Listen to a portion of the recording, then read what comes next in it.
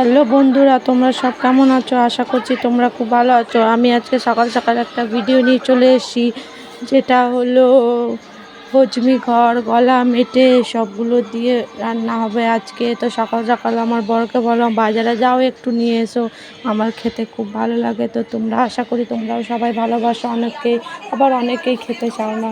তো চলো, কিছু কথা থাক, রান্নায় ফেরা যাক। প্রথমে কড়াই বসিয়ে দিয়েছি, কড়াই গরম হয়ে গেলে তেল দেওয়ার পর ফোড়নে দিয়েছি গোটা জিরে, শুকনো লঙ্কা, তারপরে একটু নেড়ে নেওয়ার পর দিয়ে দিয়েছি কাঁচা পেঁয়াজ আর কাঁচা লঙ্কা।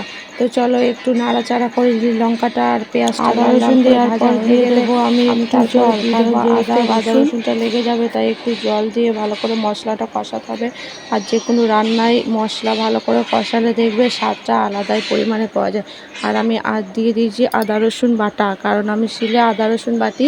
মাংস বা যে কোনো মাছ ফাছ রান্না করলে আমি এভাবে শিলে পেস্ট করে নিই, কারণ খেতে আরও টেস্ট হয়ে যায়।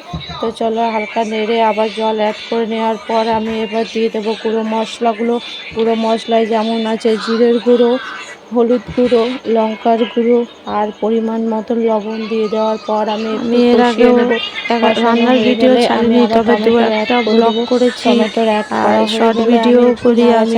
করে তোমাদের ভালো লাগলে প্লিজ আমাকে কমেন্ট করে জানাবে। আমি এর থেকে আরও ভালো ভালো আরও কিছুক্ষণ ব্লগ ভিডিও দেওয়ার চেষ্টা করবো। রান্নার মাংসের মধ্যে কোনো জল অ্যাড করবো না, দিতে পারি না কাজের চাপে, কিন্তু তবুও আমি তোমাদের ভালোবাসা দেওয়ার চেষ্টা করবো। তো তোমরা চলো, আমাকে কমেন্ট করে জানাবে তোমরা কিরকম ভিডিও দেখতে চাও। একটু ঢাকা দিয়ে নাড়াচাড়া ব্লগ ভিডিও চ্যানেলটা চেষ্টা করবো যাতে তোমাদের ভালো লাগে। আমি চেষ্টা করবো, দেখতে থাকো তোমরা।